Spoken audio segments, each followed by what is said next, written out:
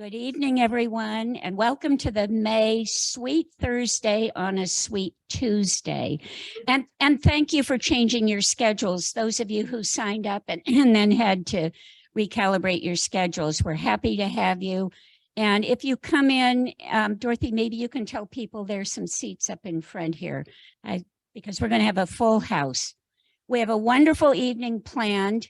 This is brought to you by the Friends of the Library. I think most of you know that. I imagine most of you have been to our bookshop on the lower level. Is there anyone who has not been to the bookshop? Yeah, don't admit. Yeah.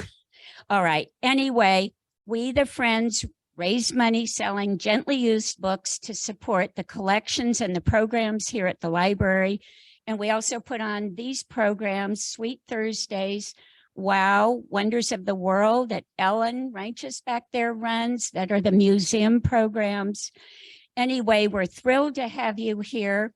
And this is a very special night because we have two Lafayette residents on our program. But before I do that, I'm going to tell you our next Sweet Thursday and the last for this season will be, let's drop that card. June 15th, and go back. Yeah, sorry, it's on Zoom and they need me to stay put. I can't walk around. June 15th is John O'Shea, the sports writer, and he's written a book called 24 about Willie Mays. And it's going to be a really neat, exciting evening. So if you're a Giants fan or a Willie Mays fan, do come June 15th. That's our last Sweet Thursday for this year. Tuesday, June 27th is going to be a very interesting program with the author Lisa C., who's written all kinds of books. And this is at 2 p.m, and it's called Tea with Lisa C. So if that interests you, do sign up. All right, tonight is our really exciting program, The Chinese in Napa Valley, written by Lafayette's own John McCormick. John has a degree in engineering from Berkeley and spent 30 years in the tech industry and then made a change of career. And he and his wife own La Miranda Music, and I'm sure many of you know that. And then he went back to graduate school, and I'm going to let him tell his story next. But before that, we're very honored to have our own city council member, Wei-Tai Kwok, who's going to set the scene a little bit and give us some context for Chinese, not only in Napa, but in California, and give us some background and some things to think about as you listen to John talk. Think about what Wei-Tai is going to tell you now and sort of set the scene for us. Then at the end, if you have questions, I'll let both John and Wei-Tai come back up here and you can ask them both questions. So right now I'd like to welcome Wei-Tai, City Council member. Thank you so much, Robin Holtz. Thank you for everything you're doing for our community. Welcome history lovers, right? All of us here, lovers of history, and a happy Asian American, Native Hawaiian, Pacific Islander Heritage Month, the month of May, right? So we're here to talk about history. So what's the history of May and why was this month the name that I just mentioned? It actually used to be called Asian Pacific Islander Heritage Week. Wasn't a whole month. But in 1992, Congress decided to commemorate two very important events that would then celebrate the entire month. And the first of those events was in May of 1843. Let me get that right. 1843. Can anybody guess what that we're commemorating? The arrival of the first Japanese immigrants to the United States. And then in May 10th, 1869, what happened? The railroad, very good, A+. Leland Stanford famously hammered that golden spike in to connect the transcontinental railroad. And that, of course, had a huge contribution from the Chinese community. So that was why we now have a whole month to celebrate. Now, on a personal note, I want to share that I am especially happy to be a Chinese American talking about this book today. By way of Chinese American history, let me say that I was born here in the United States. My parents were immigrants from Shanghai, from China. They fled communist China in the 1940s. They fled a war-torn China, and they ended up meeting in Philadelphia, getting married, and then I was born here. My sister's Daphne, my brother's Glenn. I don't know how I ended up with the name Wei-Tai, but that'll be a different story for later. Okay, but anyways, given my own family's immigration and immigrant background, I'm really happy, and I enjoyed reading John's book last week on that we see up here on the screen about, because it's sort of a slice of Chinese American history here in our very own Northern California. And so on the one hand, now John, as many of you know, when we just heard, he is one of our esteemed Lafayette residents, the co-founder of La Marinda Music. And in fact, he is also named the 2022 Business Person of the Year by the Lafayette Chamber of Commerce. And most recently, he was appointed by the city of Lafayette to be on our planning commission. So obviously very, very talented, writing a book at the same time while he was doing all that. So very, very amazing. Now, when I was reading this book about the history of exclusion, discrimination, anti-Chinese violence, and honestly, I wondered if this description was from 150 years ago, or was it from last week?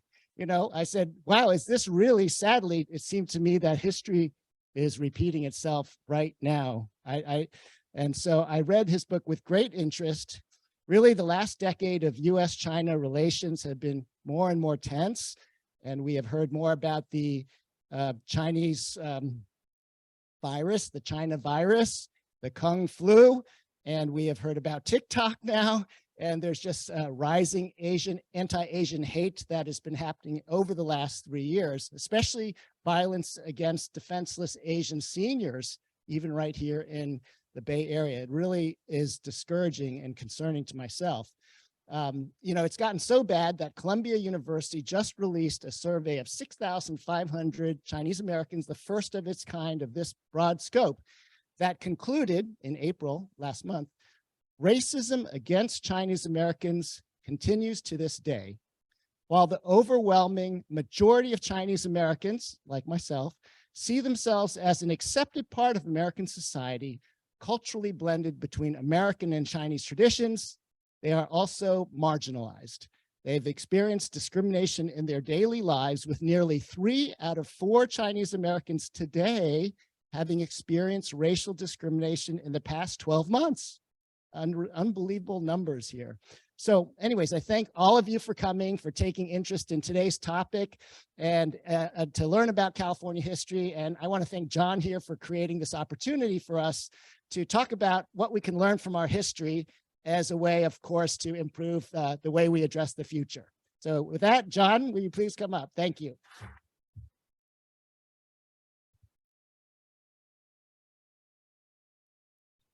Thank you so much, Wei-Tai, for sharing your story and part of your story. You're a very inspirational person. I mean, I've met Wei-Tai with dealing with environmental, actually anti-discrimination, environmental stuff before, and he continues to impress me. But thank you so much for coming, so we can talk about this important kind of piece, really an untold or really lesser known aspect of our collective history. So the first question, though, or the first thing I want to mention is like, well, why am I talking about this, right? Why am I talking about this piece of Chinese American history? Well, I grew up in Napa. I mean, Lafayette is certainly my adopted hometown, but I grew up in Napa, and I have 5 generations of my ancestors are from the Napa Valley. But as Robin mentioned, when I retired from the tech field and went to work with Colleen at the store, one of my bucket list items was to get a master's in history, and she actually found this great program at Harvard, which is an amazing program, part here, part there. And I was taking the program, and it was a wonderful program. And one of the classes I took was the history of US-China relations, because I actually didn't know that much about it. And it was a good program, a good class. And one of the things we had to do is we had to kind of write a paper, as we do. And so I was like looking for a topic, and I was just Googling, I wonder if there's anything local that I could write about instead of kind of doing this broad international aspect, do something local. And I happened to stumble on this one article talking about Chinese laborers working in the vineyards of St. Helena in the 1870s. And it was written by Miriam Hansen, who works at the St. Helena Historical Society. She's quite an amazing person. And I was thinking, well, this isn't correct, because I grew up in Napa. I mean, I knew the history of Napa, right? We were taught it, you know, we were the Native Americans, and there were the missions, and then you had George C. Yount, and the Europeans came over and planted the vineyards, and that's what it was. The Chinese contribution wasn't mentioned at all. So I started digging and digging, and it wasn't just they worked in the vineyards, they were everywhere throughout the Napa Valley and other places in California, but the Napa Valley between 1870 and 1900. And the history had been literally whitewashed. We were not taught it at all. And so I, wrote the paper, and okay, I kind of went more and said, hey, this might make a good thesis. And so I started doing my thesis. And during that process, I ended up had an opportunity to do a presentation to the Chinese Historical Society of America out of San Francisco. And I was a little nervous. It's like, well, I'm telling this piece of Chinese American history to Chinese historians. And this was in the height of the pandemic, so it was all on Zoom. And they were incredibly encouraging about it. And they said, you should write a book. You should tell this story. This story needs to be told. And so emboldened, I thought, well, okay, do I want to do it? And at that time, we're in the height of the pandemic, we started seeing this rise of anti-Asian hate, right? As Wei-Tai mentioned. And I am like all of us are just, paralyzed and frustrated and angry. It's like, well, what can we do about it? And I said, well, I can do something, right? I can actually tell this story, because this story, it's an American success story, right? And it shows how integral Chinese were in building up our area, right? And so that is what I'm doing. And that's what I'm all about. I'm about getting the story out there, because I was not taught growing up in Napa, right? But we know it should be taught. So with that, let me go ahead and we'll briefly go through this story, okay? And then we'll do Q&A. But so many of you know the Napa Valley today, right? You have almost 500 wineries, right? 4 million visitors a year, right? $12 billion economic output, right, in Napa Valley. It's crazy. Now, as I mentioned, the commercial wine industry started in Napa Valley about 1870. And between 1870 and 1900, not only were most of the vineyard workers Chinese, but they also worked in the leather tanneries. They worked in the mines. They worked in laundries. They worked as domestic servants. They were throughout Napa. Okay. But by the early 1900s, they were almost completely gone. And today, there's almost no monument, commemoration, sign, or anything talking about their contribution to Napa. So when we think about Napa Valley, a lot of us think it's hard to see, but on the left, we have the wine map, right? The different, you go up valley, and you have all the different kinds of grapes that are in different wineries up there. But I want to take us to the map on the right. Now, the map on the right was from 1881, and it talks about with pretty much the same towns, right? You still have Napa and Yountville and Oakville, St. Helena, Calistoga, but it wasn't Highway 29 linking everything together. It was the Napa Valley Railroad.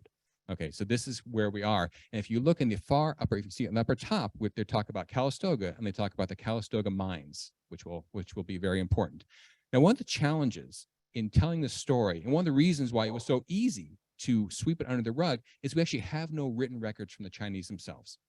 Now, part of it is because there was a certain amount of illiteracy, right? So we're going to talk about, Chinese, these are farmers, these are laborers that didn't have a lot of formal education. So some were certainly illiterate, but some could certainly read and write. There were 60, I believe, Chinese language newspapers in San Francisco at this time. So there definitely was, there were available, but we don't have any records right now from the Chinese themselves. And so in doing this kind of this research, we had to come at it sideways, which was interesting, certainly from a historian perspective. So in the main record, and our main source is actually the newspapers of the time, and it's the St. Helena Star, the Napa Valley Register, and the Daily Calistogan. They're still around today. Now, the challenge, of course, is they were intensely anti-Chinese. Now, there were lots of articles. There were letters to editors. There were news articles. There were all sorts of opinion pieces and so on. But you have to read all this through this lens of this anti-Chinese bias. But you can kind of get some cases of it. We do have some oral histories, which are helpful from some descendants that passed through. We've got some other information coming around, but it was really a bit of a challenge to kind of pull all this together. Now, before we talk about the Chinese in Napa, we should step back a little bit and say, well, why were Chinese in California in the first place? And it's a really interesting kind of story. So the main reason that Chinese came to California was the reason why a lot of people came to California: gold, right? So this was the big thing. Now, at that time in the 1850s, 1860s, so China was in a really bad place, right? Lots of economic turmoil. There's a lot of really grinding poverty. You had the Taiping Rebellion. You had all sorts of things going on. And at that time, it was actually illegal to emigrate from China to the United States.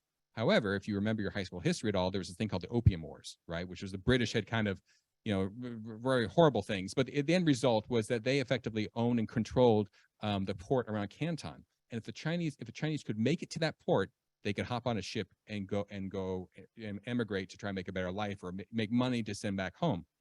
Now, they were kind of immigrated two ways. Some were actually abducted and taken against their will to places like Cuba and things like that to kind of work in sugar plantations, almost to augment or replace African-American slaves. But some left on their own volition to kind of make a better life for themselves. And though that group went to typically California and Australia, right? So the people that came here were actually highly entrepreneurial. They wanted a better life for themselves. And that's who came. Now they came, as I mentioned, for gold. Now, unfortunately, by the time the Chinese really got here in earnest, it was 1852. Now, we all know the 49ers, right? 1849 is when the gold rush started. By the time they got here in 1852, a lot of the easy to find gold had been gone. And so a lot of the big companies were already coming in to mine. And so the Chinese had to really scratch out a living, just living hand to mouth. But they did were successful for 10 or 15 years. And even that little bit of success they had there started the resentment against the white miners that were there and started this initial kind of anti-Chinese labor movement. Now, once mining got going, the other big thing, and Wei-Tai mentioned, was the railroad, right? So as we had to build the transcontinental railroad, and you had this enormous problem of how you get over the Sierra Nevada mountains, the railroad companies recruited 12,000 laborers from Hong Kong area to come over here and help build the railroad, and they did. They completed the impossible and built the railroad across the Sierra Nevadas. And so you have all these people that came over for mining and for railroads. And when that was done, some of them went to railroads, and then the rest of them came over for the next big business, which was agriculture. Now, back then, just like now, land was expensive. It was expensive to get the land. It was expensive to transport your goods to populated areas. The cost of capital was expensive. But the one thing you can control was labor costs, and the Chinese were a cheaper form of labor than other groups, and so they were. That's where you find them kind of throughout the breadbasket of California and in places like Napa Valley. Now, in Napa itself, the pivotal decade that really is important for our story is the 1870s. So we started having in the 1860s. We start having the Europeans really come in Napa Valley. You had the Civil War going on, which disrupted a lot of the trade from the East Coast and Europe and so on. And so you had a lot of these nascent vineyards, and these planters started being able to experiment with different kinds of grapes because they didn't have competition. And so you started getting the kind of early stages of the wine industry. But in 1878, we had this blight, this bug called phylloxera, which decimated the vineyards of France, which was where most of the wine came from. And the vineyard owners in St. Helena and around said, this is our time. We have this small industry. We're going to plant like crazy. This is our chance to kind of take over and really grow the wine industry. And there was only one labor group that was possible to feed that growing sense of, all the new vineyards, and that was the Chinese. Now, during this time, this 1870s and 1900s, Chinese suffered from multiple levels of discrimination. So the big one, the one that, if you know anything about kind of immigration history, is the 1882 Chinese Exclusion Act. So this is the notorious act, was the first act passed by the U.S. Congress that limited and restricted immigration to the United States by a particular racial group. And so it singled out the Chinese. And so it said in 1882, no Chinese laborers could come into the United States. Now, there were some loopholes because some of them kind of came through Canada or Mexico, but by 1883, that was all closed off. And effectively, the spigot, the numbers came in, dropped off to almost zero. California, it was even more intense. This is the national level. So California was even more intense. And in 1880, they passed a new constitution. This is pretty much still a Wild West, right? It had like 24 articles in the Constitution. And one entire article was titled Chinese. And it was dedicated to talking about how the Chinese were a threat to our economy, and they weren't allowed to work in corporations, work for the government, own property, and so on. So we had this entire kind of framework here. Now, why was California especially so anti-Chinese? So it's kind of interesting because at this time, as I mentioned, the Wild West, you had the two political parties were kind of balanced. Does this sound familiar, right? And so you'd have a governor from a different party would be elected every other election cycle. And it was fairly chaotic, but the one group that was organized, which only made up like 3 or 4% of the population, was the white working man's group. And they were a single issue bloc, and their issue was no Chinese labor. And so you had the politicians from both parties would try to get this group on their side. And so they kept proposing and passing more and more strident anti-Chinese legislation to get elected. And so you have this really kind of just tail wagging the dog kind of phenomenon of more and more anti-Chinese legislation. At the same time, at the national level, they won California on their side. So you kept getting this kind of, it kept kind of ballooning up and up. So you had a relatively small group that was really influencing national politics. Now, if we look at Napa, St. Helena, Calistoga, Napa Valley, they were not, they basically followed the national trends, right? They were kind of casually anti-Chinese. They certainly, the newspapers were that. And there were certainly a lot of complaints from citizenry about kind of Chinese taking over their jobs. Now we can look at some statistics. We do know in between 1860, the white kind of population of Napa Valley was 5,000, and by 1890, it was up to 15,000. So it actually grew, it tripled in just those 30 years. So it grew considerably. The Chinese population grew from 17 to almost 1,000 in that time frame. And so while the white population grew like this, the Chinese population, while much lower, had a much more significant growth. Plus, this is the U.S. Census. Even today, minorities are undercounted, right? So you can just imagine what it was like back then. But but it might have been two times this or so on. But you're still talking about 10-15% of the overall population. But when we look at the census themselves, we can see just the sheer number of jobs that were performed by the Chinese at this time.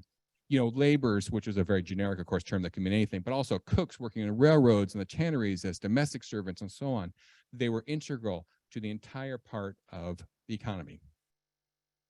So if we take a step back, so given all that, why were they successful? Now, this is interesting because I think the story is certainly a story of anti-Chinese discrimination, and but it is also a success story. I mean, the fact how successful they were, given all those odds against them, is really remarkable. So first, let's talk about wine, right? Because that's kind of what Napa Valley is certainly known for today. And this is a picture of a California winery with Chinese workers in it. And it looks a little different than the vineyards if you go up to Napa or Sonoma today and what you see, right? So we actually do know there was a kind of a meeting called the Farmers Club that was in St. Helena in the 1880s or so, and it was recorded. And there was this debate going on about how should you have Chinese workers working in your vineyard. And Charles Krug, whose Krug is still around, he employed a lot of Chinese laborers, and he is quoted saying, well, and it's like, well, why do you do it? And the main reason is cost. So a Chinese worker in the vineyards made $1 a day working in the vineyards. A white worker made $1.50 a day. So you immediately had a 50% decrease or 30% decrease if you had a Chinese worker. Or you could pay the white worker $1 a day if you've fed them, gave them room and board. So they were considerably cheaper. In addition, the Chinese were thought to be very kind of reliable. So there's this notion for the white workers, even if there was a white farmer out there, if he heard of a new gold or silver strike up in the Sierra Nevadas, he would drop his tool and run up and try to strike it rich. The Chinese, if they said they were going to do something, they did it. And this is kind of known from the railroad time and so on. If they signed a labor contract, they said they were going to do something, they would complete it. And this was, of course, if you're your employer, really terrific. They also weren't nearly as, they didn't drink as much, and they weren't nearly as, they were much more kind of docile. And an interesting other thing, so if you look here at the vineyard here, it looks different, right? If you think now, when you go up to Napa, you see the rows of the vineyards kind of with the wire kind of 3 feet off the ground. Here, the vines are grown more like blackberries, right? And if you look on the far right, that gentleman there is stooping over to pick the grapes. Now that is known as stoop labor. And there was a big push for white laborers to do stoop labor. It was considered demeaning. Now, the Chinese didn't have that kind of cultural aversion. It was just work. But that was another big reason why it was hard to get white laborers to work in the vineyards. Now, they did more than just harvest the grapes. They dug caves. And we have a few today. So this is at Schramsberg Vineyard or Winery. If you've been there, it's between St. Helena and Calistoga, known for sparkling wine and so on. And so these are wine caves that the Chinese laborers dug out of the mountain. They are still in use today, and you can see on the left, and obviously the lights weren't there, but there was basically as it was built. On the right, those are the pick marks you can see from the Chinese laborers when they dug that out. Now this picture is interesting. This is so 1878, as I mentioned, was the year that kind of was the coming out for Napa wines, and the big kind of the national publication called Harper's Weekly had heard that there was this new thing coming out of California, the grapes and the wine, and they wanted to kind of report it to they're reading public. So they sent a writer and a sketch artist to Napa and Sonoma to kind of get the lay of the land, do the interviews and so on. And so they did a big kind of 2 or 4 page spread, 1878. Now the vineyard owners were a little worried because they were using so much Chinese labor, and they knew how much anti-Chinese kind of sentiment was out there. And they were worried that people would get kind of worried that there were foreigners working on their vineyards, but they really couldn't stop, they liked the publicity. And so they said, fine, come on. So the article was fine. And the article really helped get Napa and Sonoma on the map. But the sketch artist printed this picture. Now, if you look in the upper right, we can see Chinese people stomping on grapes right there. And there was a huge uproar. There was a lot of pressure, like, oh, you've got Chinese working on our vineyards. They're stomping on the grapes. They're getting foreign diseases in our wine. You have to fire them all. Now, to their credit, they push back. And they push back saying, we can't be successful, economically successful, if we don't have Chinese working on the vineyards. And so they pushed back and they didn't do it. Now, the ironic thing, of course, is this never happened. Right. Even in the 1870s, it was a much bigger operation. There were not people stomping on grapes to make the wine. This was just the sketch artist's imagination of what it should look like to make a more action-packed story. So it's really, there's fake news back then, fake news now, and so on. But the flip side of this was that because they were not successful in getting the vineyard owners to fire the Chinese, they went the legal route and actually got the anti-Chinese article included in the California Constitution. So it actually had a little bit of a blowback, but it was interesting to see that the vineyard owners realized they couldn't do it. Now, grapes were not the only kind of crop destined for alcoholic beverages in the Napa Valley. So the hop yards. So hop yards, now, there were vineyards up and down Napa Valley like there is today. Hop yards, which of course go into beer, hops, they were only around St. Helena. There were 5 big farms, and they were staffed exclusively by Chinese workers. Now, the vineyards had a mixture of Chinese and white, and there are there are different groups, but hop yards were only Chinese. This is because hops require, if you can this is a sketch. We actually kind of have, this is as good as we get from a picture. You can actually see there, I have it blown up where you can see some Chinese working there. Hops are grown on poles about 10 feet tall, and there's about 1,500 poles planted per acre. And it's very expensive, right? It's expensive to have all those poles planted to have the hops grow up, and so you need to control other costs. And so the only way this could be possible was through Chinese labor. So again, they dominate that area. Another area is mining and quicksilver. So there is no really or no meaningful gold and silver around Napa Valley, but there's quicksilver or liquid or mercury. And that's what that was important for thermometers and other things. And so there were quicksilver mines throughout kind of the foothills of St. Helena, and some of them were white only, some were mixed, and some were Chinese. And so by Chinese, I mean the miners were Chinese. And we do know a little bit about certainly one of them, the Great Western Mine, which was kind of in between Calistoga and Middleton, and that was all Chinese miners. And the daughter of the mine supervisor wrote a book on her experiences, and she has a couple of chapters on the Chinese. So we do know something. We know that they lived in 2 camps. You had to live on site because it was so far away. And when the California Constitution was passed, the whole mine had to shut down because they couldn't afford to operate with non-Chinese miners. But we have a picture actually of the shacks that the Chinese lived in. They of course had to build these shacks themselves. There was no running water. It was very rustic, and so on. And of course, if you can think about it, and we actually have a picture of the mine staff themselves. In the middle, it's a little hard to tell, but you've got some women in dresses, and those are the wives of the supervisors and some of the white people that worked there. But the rest all around here were the Chinese miners. Now, if you think about, there was a mercury spill. If you remember, it was in Martinez like last week, right? If you remember, they kind of shut down like the 5 blocks of downtown. Everybody had a shelter in place, and that was for 1 gallon of mercury that had spilled, right? Now, these miners are in the mines digging out and digging out the mercury out of the cinnabar, which was then melted to make the mercury. And so, many of them suffer from mercury poisoning and so on, incredibly, plus cave-ins and everything else. So incredibly dangerous work. Now, in towns, there were also Chinese around, and it was a little safer. So I think if you can get a job in town, kind of like today, right? It's better to be white collar, safer to be white collar than working outside.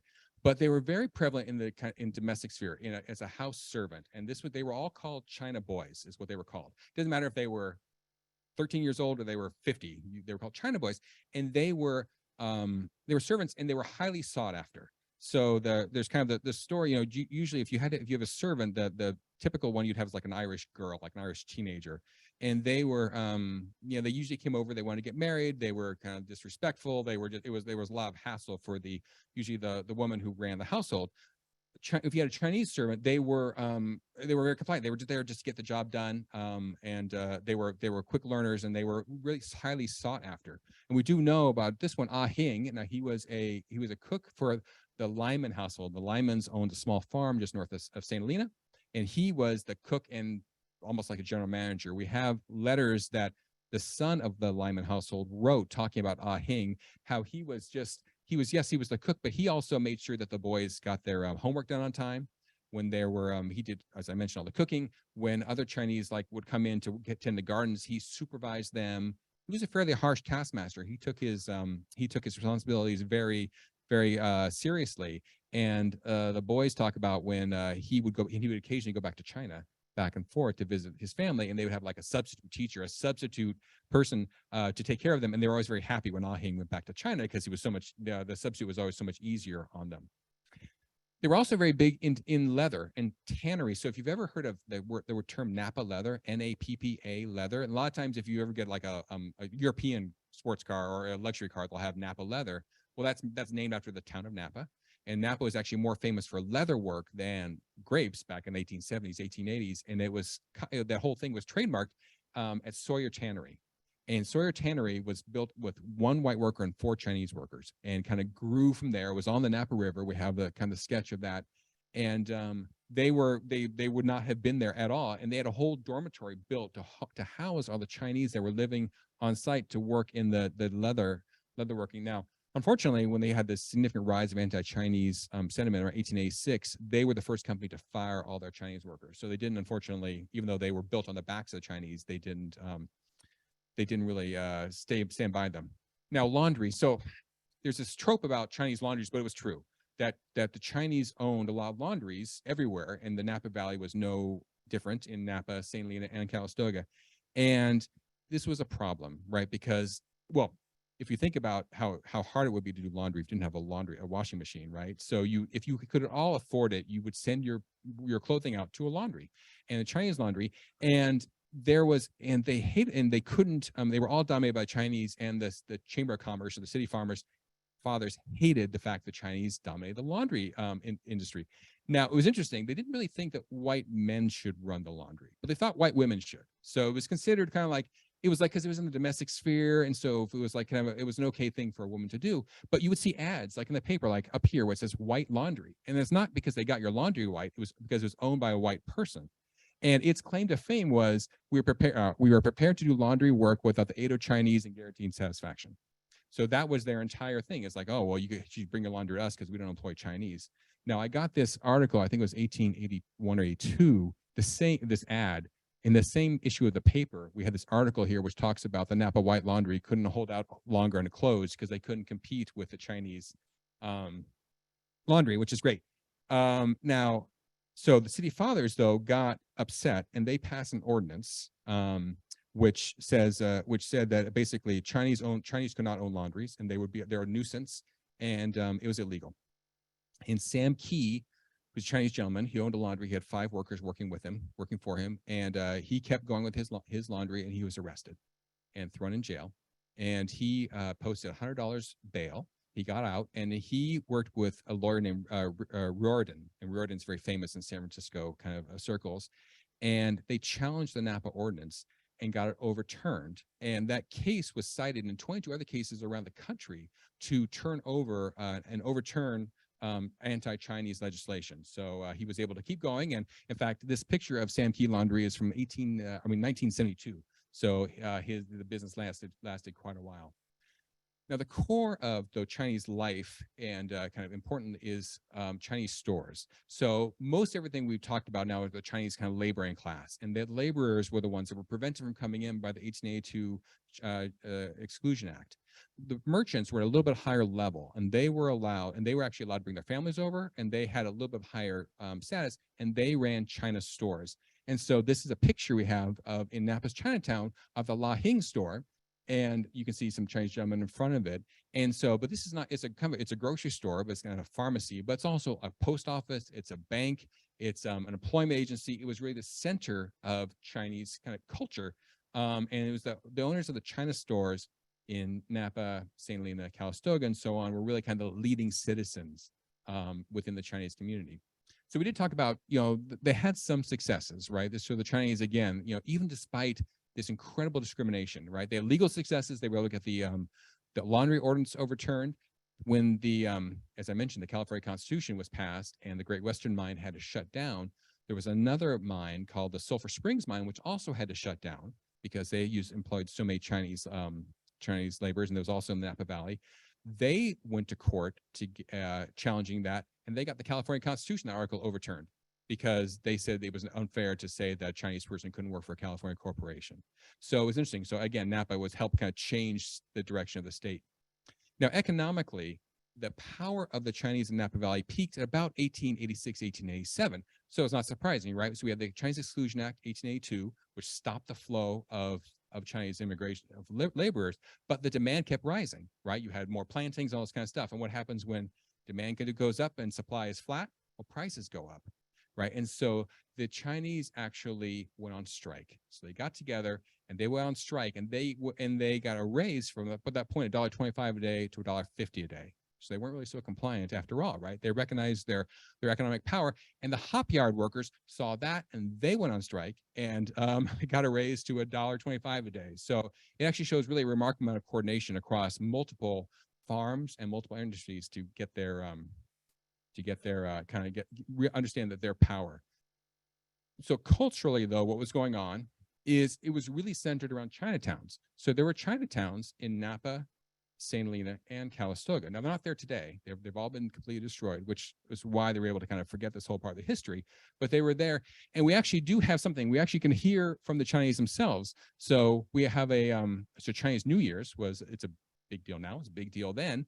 And we do have an ad that Ginger, who owned the China store in St. Helena, put in the paper. He said, Chinese New Year, firecrackers will be burned Sunday afternoon next about 3 or 4 o'clock in front of my store in Chinatown, St. Helena.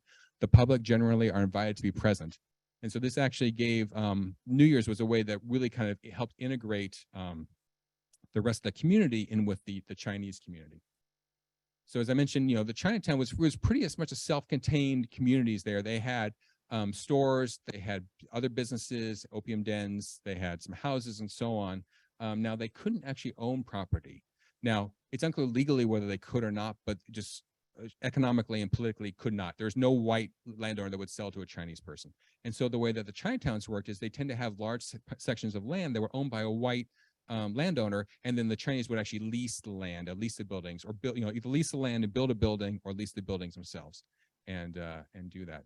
Now, we do know that one of the other big things we had is, while the Chinese, when they came to the United States to work, they all planned to go back home, right? None of them were planning on staying, but it doesn't always work out that way, right? And so we actually do also have some evidence of the Chinese in the local cemeteries. So the picture on the left is from Tulake Cemetery in Napa, and we have there's a whole section called the county section. Now there's 7 tombstones that have Chinese writing that are from that era. Now there are lots of other tombstones. There are markers there, but they're all wooden.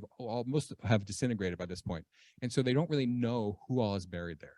And so they don't allow any other burials in this particular area. But we do actually know of 7 the prime merchants that were buried there and their descendants. We do have records there.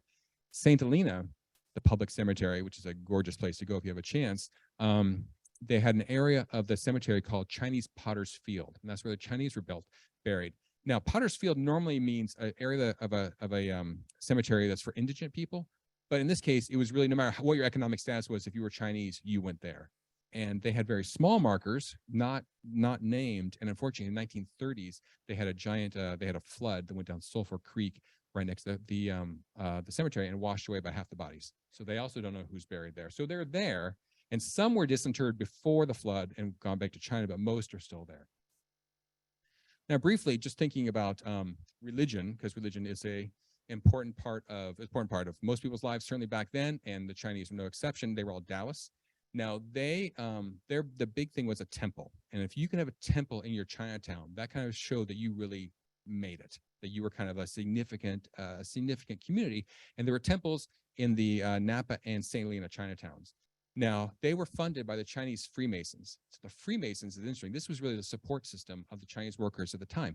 So what were they? So the Chinese Freemasons, there was a group in China that was very in China. They were anti-emperor, and so they would meet in secret to plot against the emperor of China.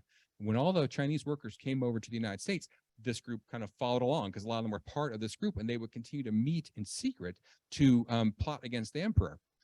And in San Francisco, they were the kind of the local the press and everything was worried about what was going on. Why were these people meeting in secret? And so they sent some reporters down to kind of spy or observe the meetings.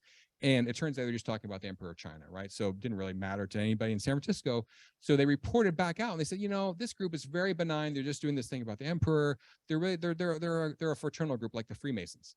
And that group's, they loved that moniker and they adopted it, right? Because who wouldn't want to be associated with a group like Ben Franklin and Thomas Jefferson and so on? So it has nothing to do with the Freemasons of Dan Brown, but but this group though was a fraternal organization. About half the Chinese that worked in Napa Valley were part of it. And when you joined, you had to go through this probationary period to show that you were of good character and that you basically had to pledge that you would support your fellow Chinese workers. You gave money that would be used as a funeral fund for people that had to be buried here. And they raised money and they built the temples and so on in the Chinatowns. And we do have the altar on the right there is the altar from the Napa Chinatown Temple that was rescued before Chinatown itself was destroyed, was rescued and is owned by the Chinese Historical Society of America in San Francisco. So we actually do have that there, which is really great. So we do have we don't have a picture of Chinatown in Napa. We have a sketch. This sketch was made in 1927. Chinatown was leveled to make way for a yacht harbor, which was never built. But it's basically at the if you know downtown Napa at all, it's along the Napa River between 1st Street and 3rd Street, and so on, tucked back there. And this is a picture. You can see it's on stilts because it's right there on the river. So it did. There was a lot of there was some flooding occasionally, but we do have that. We do have a picture here, though, of this is Chanhua Jack. It's actually the picture on the cover of the book. Also, Chanhua Jack in the upper right. He owned the Lai Hing store. He was a Chinese merchant, so he was allowed to have a family. And these are some of his children there, and they were standing in front of the temple in downtown Napa during a Chinese New Year's parade. So out there watching it. So we actually do have his picture and his picture of his family. Calistoga. This is as close as we get. We don't have a picture. We have a diorama. So if you've ever been to the Sharpstein Museum in Calistoga, amazing place, they have a diorama of what Calistoga looked like in the mid-1880s. They have a side diorama which shows Chinatown. And so this is with the maps we do have maps there. Actually, it's a fairly good representation, but you can see it's like literally on the wrong side of the tracks, right? It's actually that street that goes off there, that's Lincoln Avenue, if you happen to know Calistoga at all, which would go to, you know, Highway 29 is, but this is where the railroad came in and the depot is still there. And you can see where a lot of the Chinese in Calistoga worked on the railroad. And so they were living right there. And you can imagine how noisy it was, but that's where they were. Now we do have a photograph. This is St. Helena's Chinatown. Now, St. Helena's Chinatown, if you know Napa at all, you go up Highway 29, if you know where Gott's Roadside Cafe is, that's where Chinatown was, right there. Now, Chinatown, and you can tell here, this is very kind of ramshackle wooden buildings, 2 stories. And as I said, it's some houses, some businesses, and so on. Now, interestingly, the Chinatown in St. Helena was owned by a man named John Gillum. And this was basically, he had this foresight of, oh, Chinese are coming in. I'm going to buy this piece of property next to a gravel pit where the railroad came up there. And I'm going to lease it to the Chinese who will pay me to live there. And so on. Now, the problem you have, and you can kind of get a little sense of it here, right, is this was not really super well tended. So most of the Chinese there were single men living there because they didn't have their wives there. And you get a bunch of single guys living together. It's not so great, generally speaking. They were very poor. And so there was like open sewage and it smelled and it was not good. But if you think about it, if you're taking the stagecoach or the railroad up valley, this is southern St. Helena, right? And so when he originally created Chinatown, Chinatown south, and you had the St. Helena proper north of it. But as St. Helena grew, and it grew rapidly at this time, St. Helena was kind of growing, started encroaching, and all of a sudden Chinatown and St. Helena started getting really close to each other.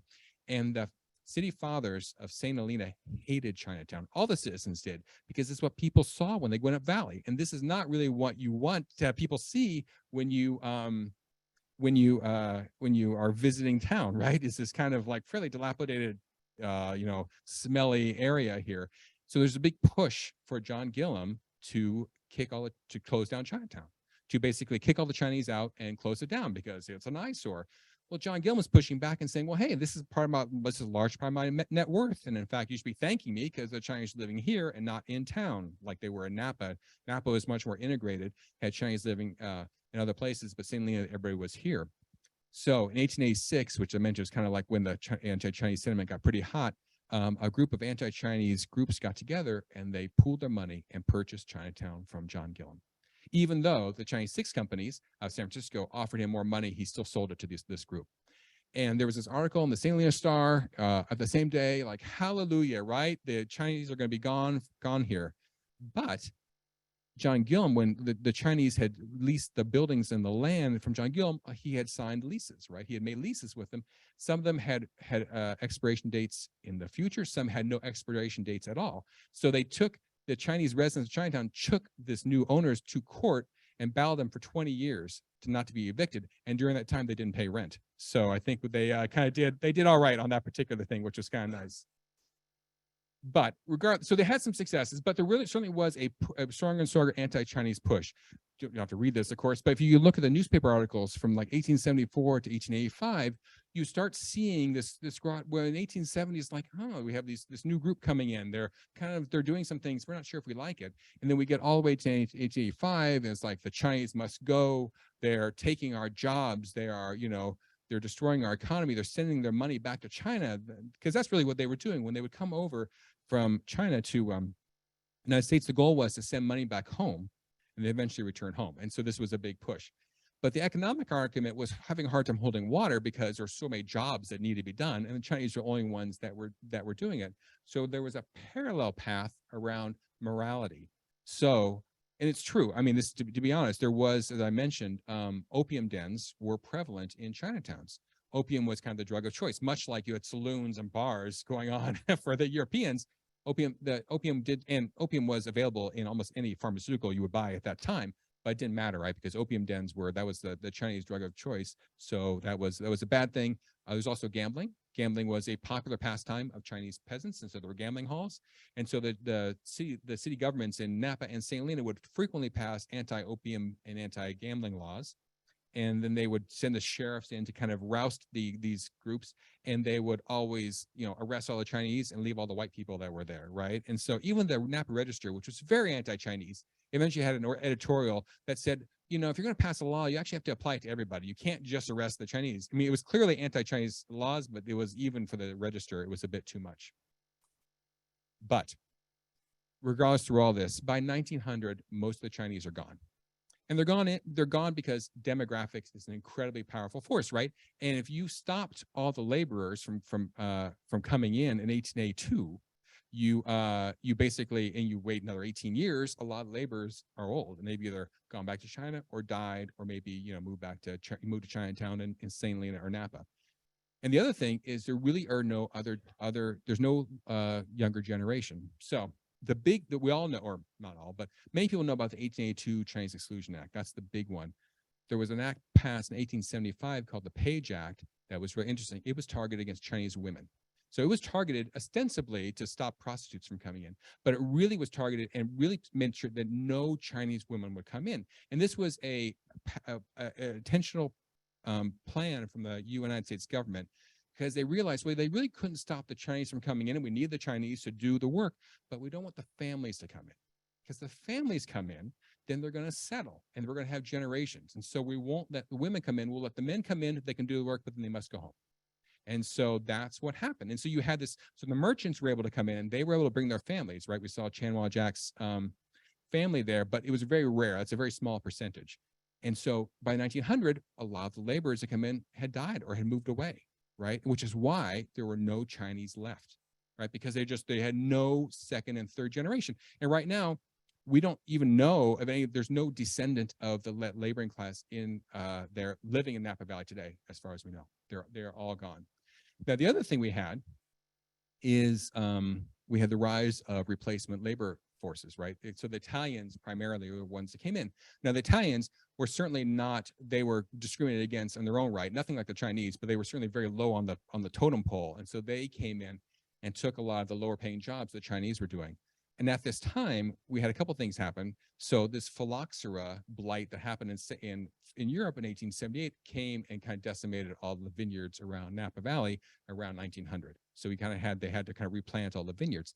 At the same time, it was the early part of prohibition, kind of early stages of it. And so the demand for wine went way down also. And there was a general economic kind of collapse, lots of depressions, all the time. And so you had a lot of wineries that would go bankrupt and go out of business, right? And you also they had to be replanted. So it was kind of expensive. Now you have the Italians coming in, and the Italians, many of them did actually work with wineries, and they knew all about winemaking. And so they came in, but unlike the Chinese, they were allowed to purchase property. So they were able to buy a lot of these vineyards and wineries at bargain prices, and their families could work the vineyards, right? So they were able to kind of take over at this time when it was kind of a low ebb in the wine trade. And when they were replanting the vineyards, they planted them further apart so they could have more mechanical processes to harvest the grapes. And they put them on the wire, so you didn't have to stand up. You could stand up while you're picking them. You didn't have to stoop over. So it made it more acceptable for the white laborers to do that work. So which is why we get things like this today, which is the Visit Napa Valley website. And it says, this fall, this is from last year, this one lucky winner will be whisked away on a luxury wine country vacation highlighting Napa Valley's rich Italian heritage, right? One can only imagine the pleasure which Italian immigrants first discovered this region in the mid-19th century, such familiar territory and so on. And so it is true, right? The Italians were like Mondavi and so on. You have Italian families that were the backbone of the wine industry that they are celebrated now. And this isn't actually, the goal wouldn't bring down the Italians, but you should acknowledge we couldn't get the Chinese that planted all the vineyards and were the foundation upon which the Italians were there. Now, we have made some progress in getting kind of some recognition for the Chinese. So I will say I did this talk in Napa in January, and I did get a call the week later from a representative from the Napa Valley Unified School District, and they agreed they're going to put the story of the Chinese Napa Valley in the new ethnic studies program that's being rolled out next year in the high schools. So it's very exciting. It's really good news. We're actually getting a sign. So this is overlooking Napa. This is a mock-up of a sign we're getting put in along the Napa River, overlooking where Chinatown was in Napa. And we're getting this now. I don't know if anybody's ever dealt with the city of Lafayette and you think it moves slowly. I will tell you, it moves rapid speed compared to the city of Napa. We've worked on this sign for a year, but we're almost there. But we're going to get the sign put in there explaining the contributions of the Chinese in Napa. And we're also going to we're working on with the city of St. Helena, getting a monument in the cemetery, in the St. Helena cemetery, that lists all the names of all the Chinese that were buried there. So we are making some good progress, which is really good news. And so I think it's just really shows, it just shows the kind of the power of the story. And it is an American success story, right? I mean, how successful they were and the impact they've had is great. And it's just a matter of getting the story out there.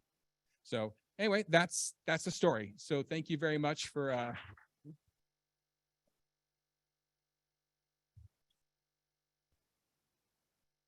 and we have a few minutes, I think, to do a little Q&A if you want. Wei-Tai, do you want to come up too? You two can sit over there and I'll just repeat questions if any of you have questions. But that was great, John. And I wanted to say the book is full of charming photographs, many of which you saw up here. And I was wondering, did you have trouble getting permission for the photographs, or who did you get them from? Some were available in public domain and some I licensed. The Napa County Historical Society actually had quite a good archive of photographs. And, they're able to, you pay a licensing fee, which I'm happy to do because it's good to support. They are great. I mean, Lafayette Historical Society, big kudos to them. The Napa County Historical Society is also a really great group. So, I did license the ones that were not in public domain. I did license for the book. It's very charming. The book is fascinating. See, somebody's That's right. there. Somebody's There you go. It's all good.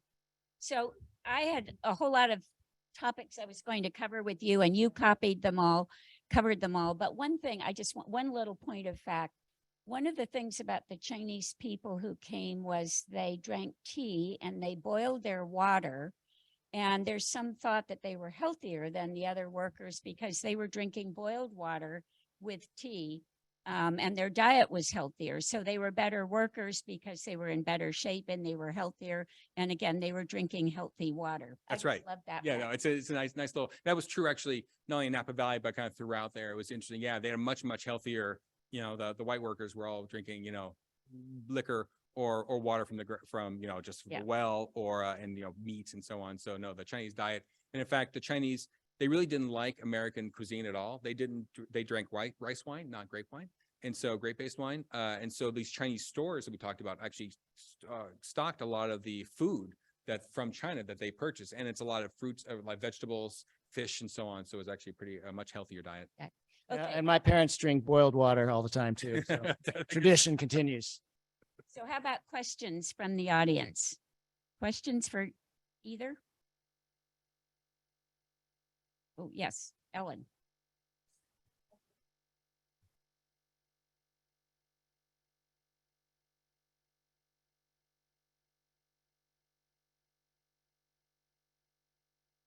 So I'll repeat the question. What's any facts on the percentage of Chinese who stayed here as opposed to the percentage of Chinese who went back to China? Yeah, it's a great question. And we have no idea.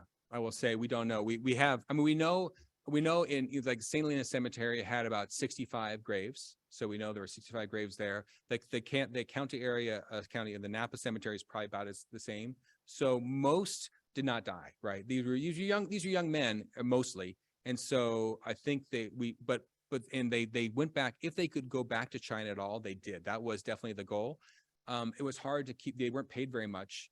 And you had professional gamblers and they were paid in cash. And so you'd have a lot of gamblers, professional gamblers would come by and try and kind of take their money. And so they really had a hard time making money. So I think that most probably went back to China, and then a good portion, then the older ones went to Chinatowns in San Francisco and Oakland mostly, because it was much kind of a safer environment for them when they weren't the numbers in Napa. But no, we just don't know is the problem. Actually, a lot of the detail. Other questions? Yes.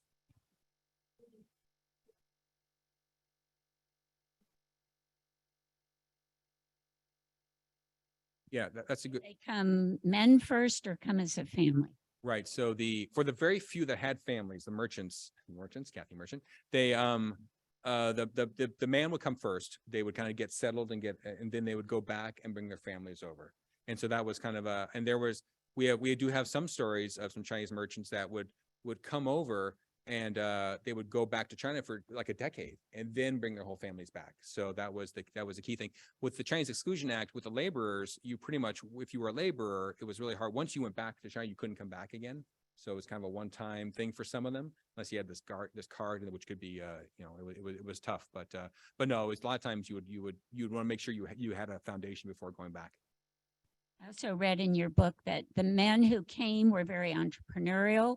They were not particularly poor. A lot of them, they were paying their way to come here, but they were encouraged to get married first in China and leave the wives there in China and come here and work and then send money back to China. That's right. And then a lot of them went home when they had some money. And then, as you said, they couldn't come back here because of the laws.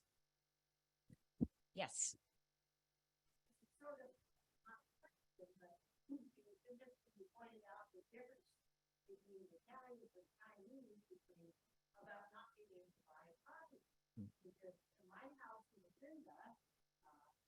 These were created in 1937 to specify that no person of Mongolian descent would be allowed to buy.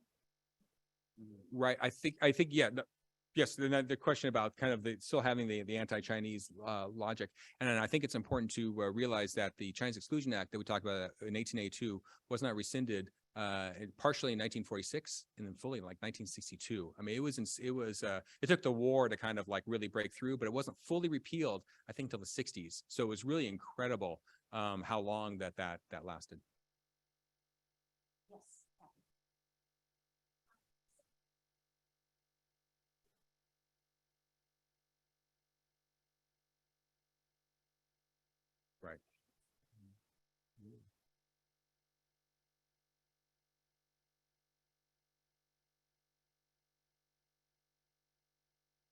I had to look that one up because I saw that multiple times when I was doing the research of the book. Intelligence office was the word they used for job hunting, for a job, for like an employment office. Why they called it intelligence office, I have no idea, but that's what they called employment offices. So, but yes, good question. Yeah.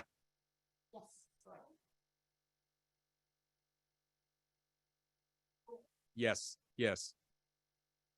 As far as we can tell, looking at the maps, we have, thank goodness for fire insurance, because the fire insurance companies would do these detailed maps of all these towns back in the 80s and the 1800s. We actually have some of the maps. They were all pretty small buildings. They packed a lot in in that. So yeah, I was also surprised too how small that was. Now the Chinatown, all the Chinatowns, St. Helena, certainly St. Helena and Napa, burned down several times. These were wooden structures and they were cooking open flames. And so there was a lot of burning and rebuilding. And so I'm not sure if that was like a rebuilt one or what that was, but yeah, no, it's a good question because there was a lot going on in that store. Other questions? Yes. Oh, thank you.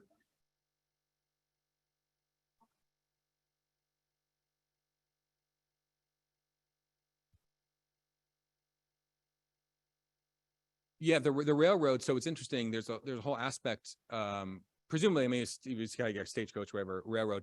A lot of the when the Transcontinental Railroad was completed, a lot of the Chinese workers then were dispersed and kind of built other railroads throughout town. And so, as I mentioned, they would build the Napa Railroad, Napa Valley Railroad, which went up more or less paralleling where it's there today. You know, the wine train, you can see that. And apparently, that went really fast. It was like, you know, you think about the California high-speed rail, how long that's taking, right? They were able to go up valley in like 18 months and built that whole railroad. And then they would do these spurs off to the side. So I think at that time, it was all about the railroad, but they were able then to get from San Francisco to Napa, you know, relatively quickly. And there were labor bosses, especially in the early days, that lived in San Francisco or like lived both places and would recruit from San Francisco to come up and do kind of some of the work. But over time, the Chinese end up just living in Napa Valley.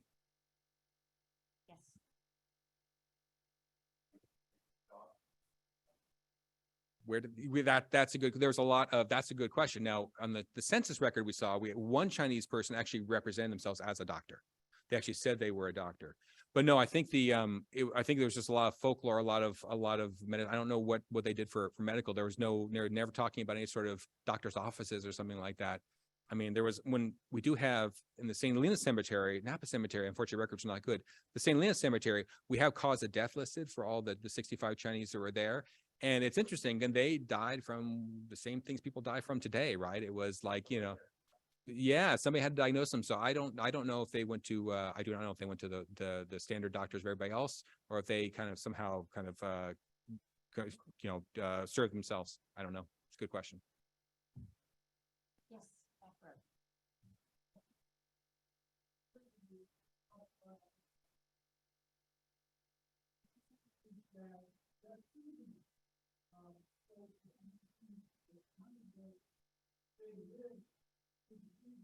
Right. So there was a lot of, that's a great question. And we do have kind of the articles written and what they would do. Like they would, so I think you're right. I think they didn't just, some were permanent, like on the minings where they were up there a lot of times. The seasonal workers, they would do things. They were building roads. They were doing a lot of, even now in Napa call them China walls, which are rock walls that were built around to kind of segment out different property. And so I think what would happen is during the harvest season, they work agriculture. And then in the off season, they would build barns, they would clear trees, they would build the walls, they would do kind of all that laborer, which is why the number one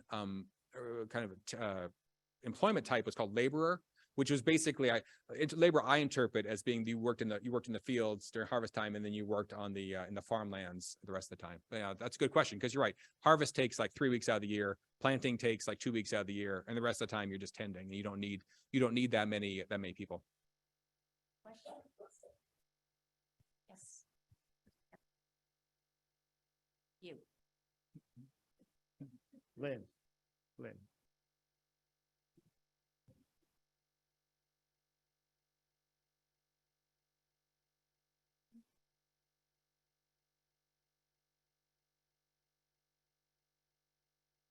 Well, the question is, did I learn about this history in my childhood? And I grew up in Virginia, so it was a little far from here. And I'm really grateful. Look at how much work and research and original research was done Who thinks we should give a PhD, not just a master? Harvard should have given a PhD. So I'm grateful that these stories are, that even today that we're digging deeper into local Chinese American history. Certainly, having moved to California in 1989 or so, I've been really enjoying learning about the Chinese American history. There's a lot different from the East Coast than what we have here in the West Coast, which goes far back to the gold rush days. But I think this is a really original piece of research that I found very exciting to be exposed to just in recent weeks. So, yeah. All right. Well, we have Arenda Books here selling copies of the book in the back of the room. So you can, oh, it doesn't look like you have many left. Oh, you have more. Okay. Books, and you can purchase a book and then Yeah, you'll go back there, I think, and Sure. sign the books. If you would like that. Thank you all for coming. And don't forget, we'll be here in June with discussing a book about Willie Mays. But thank you, and think about the things we talked about, and especially the things Wei-Tai was saying when he opened the evening about discrimination and all of that. So thank you for coming. Thanks a lot, everybody.